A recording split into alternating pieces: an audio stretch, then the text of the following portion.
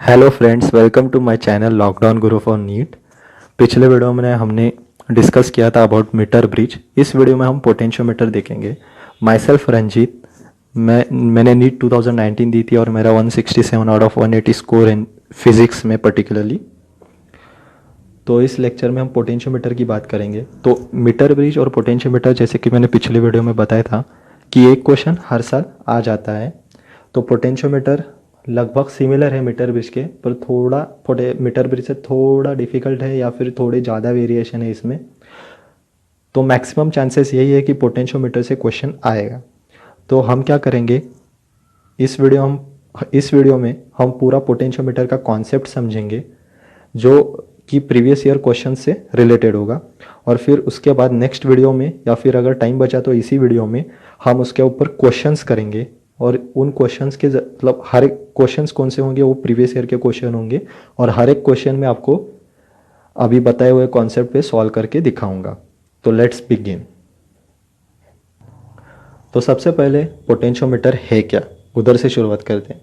Potentiometer is a thing, या फिर इसको सर्किट बोलो, कि ऐसा सर्किट है जिससे हम किसी भी बैटरी का ईएमएफ पता कर सकते हैं। अगर आपने कोई बैटरी लाई है, मार्केट से खरीद के लाए हो, और उस पर कोई स्टिकर नहीं है कि वो 10 वोल्ट की बैटरी है, 20 वोल्ट की, उसका ईएमएफ कितना है वो आपको पता नहीं है, तो उसका ईएमएफ एक्यूरेटली पता करने के लिए हम पोटेंशियोमीटर का यूज़ करते हैं। तो वोल्ट मीटर नाम का एक और डिवाइस होता है, उससे भी हम ईएमएफ निकाल सकते हैं, वोल्टेज निकाल सकते हैं। तो फिर पोटेंशियोमीटर की ज़रूरत क्यों पड़ी? तो जो वोल्ट मीटर है, वोल्ट मीटर में एक प्रॉब्लम होता है कि वोल्ट मीटर जो रिजल्ट देता है वो एक्यूरेट नहीं होता, और पोटेंशियोमीटर जो रिजल्ट देता है वो एक्यूरेट है। ऐसा क्यों, वो समझते। So why we are using potentiometer and why not volt meter? So why potentiometer, short में लिख देता हूं, and why not volt meter, ये पहला सवाल। तो चलो ज़रा वोल्ट मीटर समझते हैं एक्चुअली होता क्या है। मान लो ये रेजिस्टेंस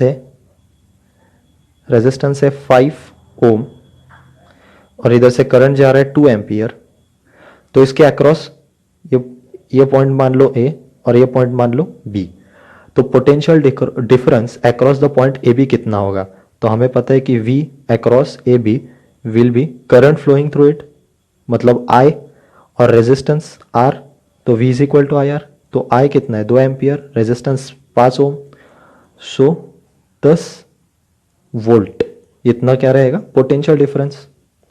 अब जब भी मैं वोल्ट मीटर लगाऊंगा, क्यों लगाऊंगा? To measure this potential difference में लगाऊंगा वोल्ट मीटर। तो सेकंड कंडीशन में पोटेंशियल डिफरेंस मेजर करने के लिए मैं क्या करूंगा? इधर वोल्ट मीटर लगा दूंगा। तो अब लगा दिया मैंने वोल्ट मीटर। अब कंडीशन तो वही है, 5 ओम रेजिस्टेंस, और इधर से करंट कितना जा रहा था? 2 एम्पियर। पर अब क्या होगा? इस वोल्ट मीटर का कुछ ना कुछ तो रेजिस्टेंस होगा। हाँ, बहुत ही हाई रेजिस्टेंस होता है, पर रेजिस्टेंस है। तो इसमें से करंट जाएगा, करंट फ्लो होगा, तो कुछ पार्ट इधर फ्लो होगा। फॉर एग्जांपल 0.25 एम्पियर इधर गया, तो बचा हुआ कितना जाएगा? 1.75 एम्पियर तो इधर फ्लो हो जाएगा। ओके, 1.75 इधर फ्लो हो गया। तो अब जो पोटेंशियल डिफरेंस होगा V A B will be I, जो कि 1.75 इंटू 5, जो कि 100%। क्या है इसका answer? It is less than 10 volt. इतना तो हमें पता है। तो V A B is what? Less than 10 volt. तो पोटेंशियल डिफरेंस 10 वोल्ट से कम आ रहा है। ओके, तो हमें वोल्ट मीटर से जो रीडिंग है वो एक्यूरेट रीडिंग नहीं मिल पाई। तो एक चीज हो गई। तो इसलिए हम पोटेंशियोमीटर यूज करते हैं, क्योंकि पोटेंशियोमीटर में हम जो हमारा प्रिंसिपल है उसके वजह से एक्यूरेट रीडिंग मिलती है। तो अभी पोटेंशियोमीटर को समझना पड़ेगा। तो पोटेंशियोमीटर का डायग्राम बना लेता हूं। तो ये जो डायग्राम बनाई है वो मैंने प्राइमरी सर्किट की बनाई पोटेंशियोमीटर की। तो होता क्या है एक्चुअली, ये प्राइमरी सर्किट है और इसको हम कनेक्ट करेंगे सेकेंडरी सर्किट। तो प्राइमरी सर्किट को समझ लेते हैं। तो ये जो बैटरी है इसको बोलते हैं ड्राइवर सेल या फिर accumulator cell. This is the internal resistance of the cell. तो ये सेल का इंटरनल रेजिस्टेंस है, ये रेजिस्टेंस बॉक्स है, मतलब ये वाला रेजिस्टेंस हम डिसाइड करेंगे कि हमें कितनी वैल्यू चाहिए, 10 ओम 20 ओम जो भी चाहिए हम वो लगा देंगे। And this is potentiometer wire from A to C, this is potentiometer wire of length L, तो इसकी लेंथ क्या है एल। अब क्योंकि ये क्लोज सर्किट है और इसमें बैटरी कनेक्ट है तो it has a potential difference resistance, तो इसमें से करंट फ्लो होगा।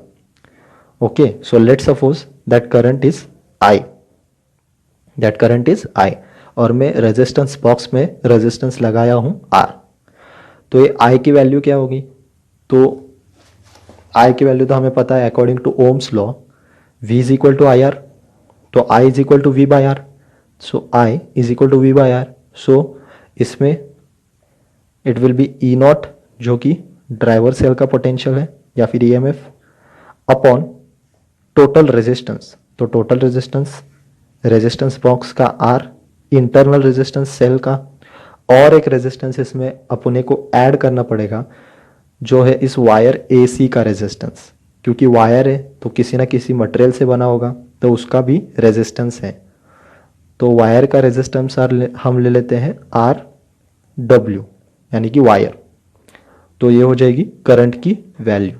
तो इस प्राइमरी सर्किट में इतना करंट फ्लो करेगा जो कि कांस्टेंट है, क्योंकि ई नॉट चेंज नहीं होगा, आर चेंज नहीं होगा, इसमें से कोई भी क्वांटिटी चेंज नहीं होगी, तो दिस करंट इज कांस्टेंट। अब हम अगर बात करेंगे potential difference across wire AC, अगर पॉइंट A और पॉइंट C के बीच में पोटेंशियल डिफरेंस हमें निकालना है, मतलब वायर के अक्रॉस पोटेंशियल डिफरेंस निकालना है, तो हम फिर से यूज करेंगे ओम्स लॉ, तो पोटेंशियल डिफरेंस अक्रॉस AB, सो VAB या फिर delta VAB, potential difference across AB will be the IR, तो उसमें से कितना करंट पास हो रहा है I, और रेजिस्टेंस ऑफ द वायर, तो I की वैल्यू पता है, RW की वैल्यू क्या होगी, तो हमें इतना तो पता है किसी भी मटेरियल की जो रेजिस्टेंस होती है वो होती है रो L बाई ए, जिधर रो उसकी specific resistivity, L is the length and A is the area of cross section, तो ये फॉर्मूला आ गया। ओके, तो इधर तक हमने जान लिया, तो अब एक न्यू टर्म इधर इंट्रोड्यूस करेंगे जिसका नाम होगा पोटेंशियल ग्रेडियंट। पोटेंशियल ग्रेडियंट एक ऐसी टर्म है that is potential per unit length, मतलब delta VAB per unit length of the wire, per unit length हमने कैपिटल L लिया था लेंथ के लिए, तो per unit length of the wire, तो इसकी वैल्यू आ जाएगी I rho by A, so this is the value of potential gradient, तो पोटेंशियल ग्रेडियंट की वैल्यू ये आ जाएगी, और इधर I की वैल्यू पुट करके आप पोटेंशियल डिफरेंस भी कैलकुलेट कर सकते हो, और पोटेंशियल ग्रेडियंट की वैल्यू हमें मिल गई, इसको हम इक्वेशन नंबर 1 लिख देते हैं।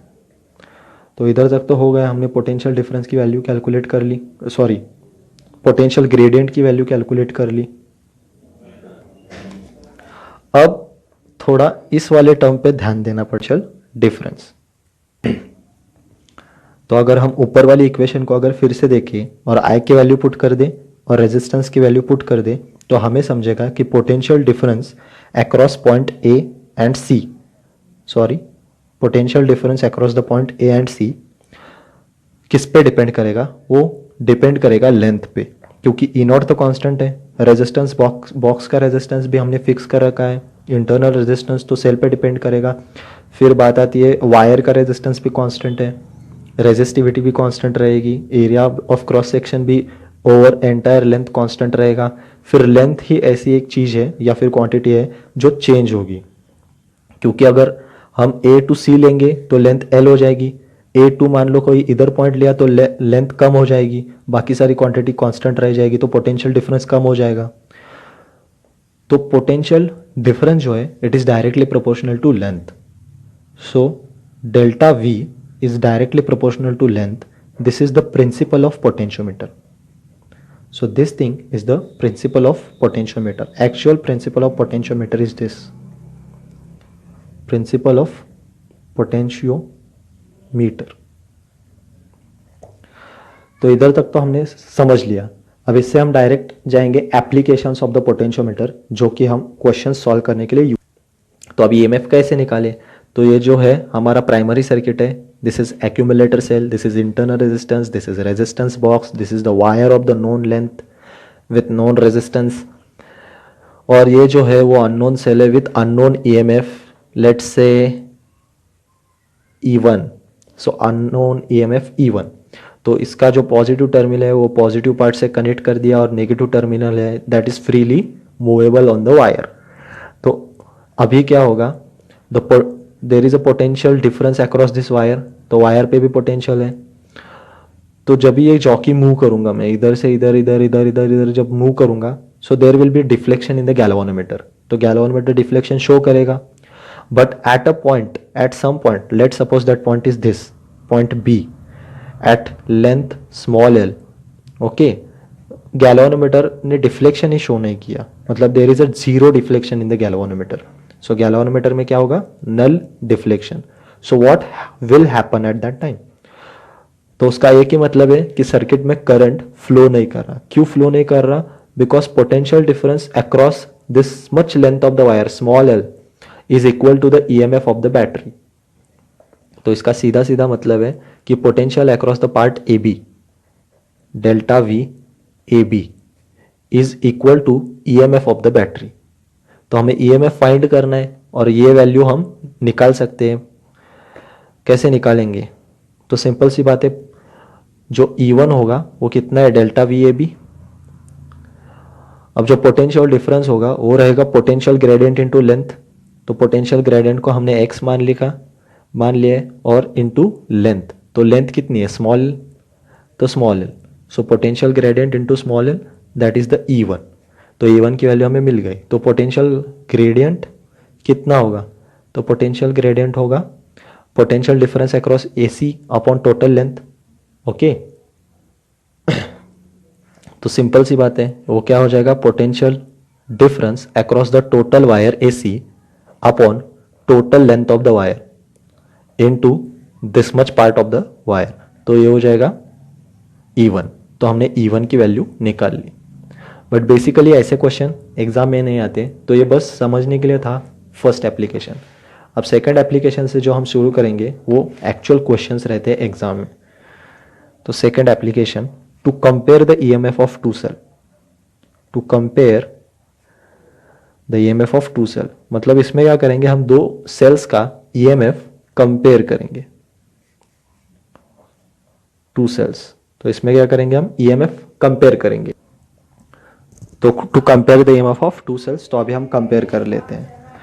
तो इसमें क्या है, this is our accumulator cell, ये इंटरनल रेजिस्टेंस स्मॉल आर, ये रेजिस्टेंस बॉक्स वाला कैपिटल आर, तो इतना तो हमें पता है। तो इसमें क्या करेंगे, हमारे पास दो सेल है, तो फर्स्ट केस में हम E1 को गैल्वानोमीटर से कनेक्ट करेंगे और इस जॉकी को अक्रॉस द वायर मूव करेंगे।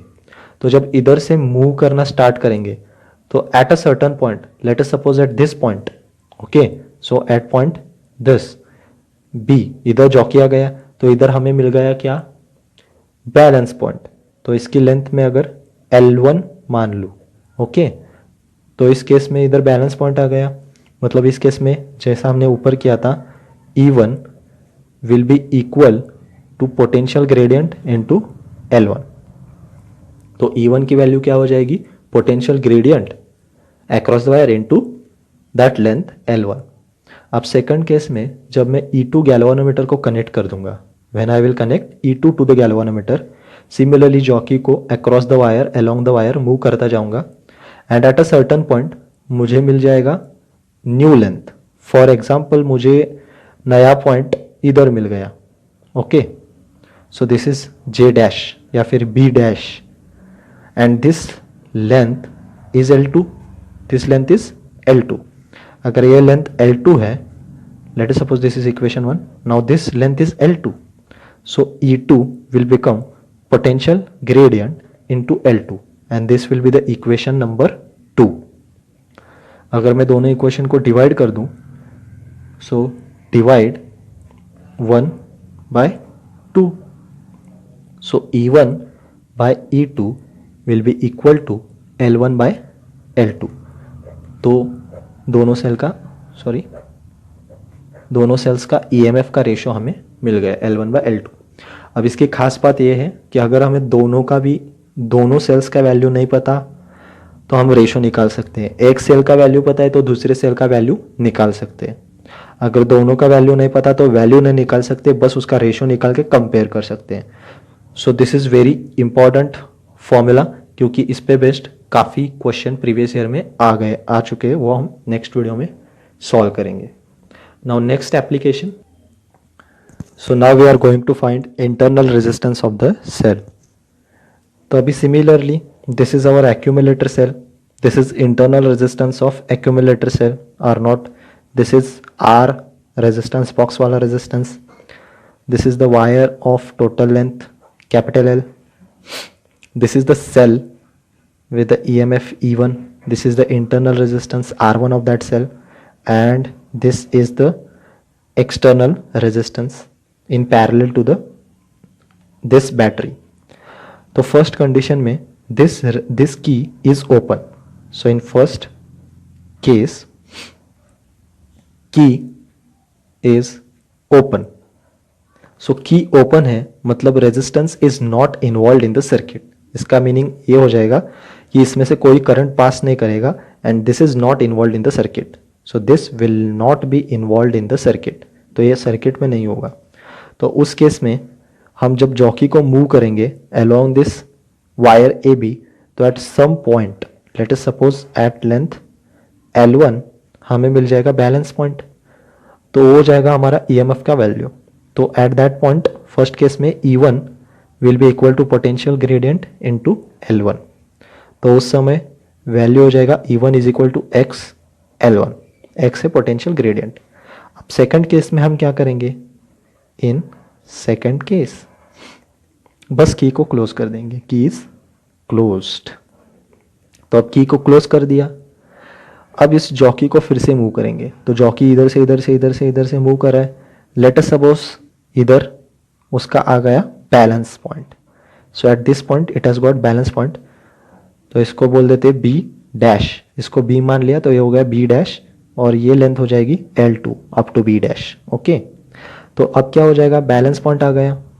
तो अब हम equation E1 is equal to x L2 नहीं लिखेंगे, क्योंकि अब इसकी वैल्यू E1 नहीं बचेगी, क्योंकि इस सर्किट में इसका करंट मतलब ये वाले सर्किट में करंट फ्लो नहीं होगा, क्योंकि इधर बैलेंस पॉइंट आ गया है। पर ये वाला जो सर्किट है नीचे वाला, इसमें करंट 100% फ्लो होगा। इसके वजह से EMF of the battery will change into terminal voltage of the battery, क्योंकि E हम तभी लेते हैं जब बैटरी वर्क नहीं करती, मतलब बैटरी स्टेडी स्टेट में रहती है, मतलब डिस्चार्ज नहीं हो रही है, तब हम E की वैल्यू मतलब बैटरी की वैल्यू एज अ EMF लेते हैं। बट इधर current is flowing in this circuit, जो नीचे वाला सर्किट है उसमें तो करंट फ्लो होगा, क्योंकि it is a close circuit, तो इसकी वैल्यू हम E नहीं ले सकते, उसकी वैल्यू लेंगे हम V, यानी कि टर्मिनल वोल्टेज V, और टर्मिनल वोल्टेज की वैल्यू होती है E minus current in that circuit into internal resistance. तो V उसकी बात हम करेंगे, तो इधर जो बैलेंस पॉइंट आएगा वो V के रिस्पेक्ट में आएगा, so V will be equal to x L2, और क्योंकि V की वैल्यू E से कम है तो बैलेंस पॉइंट कम लेंथ पे आएगा, तो बैलेंस पॉइंट पीछे शिफ्ट हो जाएगा, कम लेंथ पे आएगा, क्योंकि V की वैल्यू E से कम है। तो अब हमें फाइंड करना था इंटरनल रेजिस्टेंस। तो इंटरनल रेजिस्टेंस कैसे फाइंड करेंगे, तो ये वाली जो इक्वेशन है इसको यूज करके, अगर मैं इसको मान लो इक्वेशन 1, इसको मान लो इक्वेशन 2 और इसको इक्वेशन 3, तो इक्वेशन 3 को यूज करूंगा मैं like this, V is equal to E minus IR, तो IR को इधर ले लिया, so IR is equal to E minus V हो गया, तो जो स्मॉल r है उसकी वैल्यू हो गई E minus V by I, E minus V by I। Okay, so R is equal to E minus V, I को मैं लिख सकता हूँ V is equal to IR, so I को लिख सकता हूँ V by R, so V by R बराबर, तो मल्टीप्लीकेशन पे आ गया R, तो ये वैल्यू आ गई इंटरनल रेजिस्टेंस की। ओके, तो इसको और सिंप्लीफाई किया तो R is equal to E by V minus 1 into R. अब E by V minus 1 into R. Okay, now divide equation 1 by equation 2. इसको मैं इक्वेशन 4 लिख देता हूं. इक्वेशन 1 और 2 को डिवाइड कर दिया. So divide, okay, let us see this. Divide 1 by 2. तो इक्वेशन 1 बाय इक्वेशन 2. तो 1 से 2 को अगर डिवाइड कर दिया तो आ जाएगा E1 बाय वी. इधर सब जगह E1 ही है, मैंने 1 लिखा नहीं, तो this is all things are E1 only. So E1 by V that will be equal to L1 upon L2. तो क्या ये L1 bye L2 E1 by we की जगह में इधर पुट कर सकता हूँ? हाँ. तो इन इक्वेशन 4 ये वैल्यू में पुट कर दूंगा. सो इक्वेशन 4 में जब मैं वैल्यू पुट कर दूंगा तो इंटरनल रेजिस्टेंस R आ जाएगा L1 bye L2 minus 1 into R. और ये R कौन सा है? RE वाला, R एक्सटर्नल. ओके, तो बात खत्म. To watch such more high yielding points or concepts, you can subscribe to my YouTube channel and also press the bell icon for further notifications, and you can also press the like button.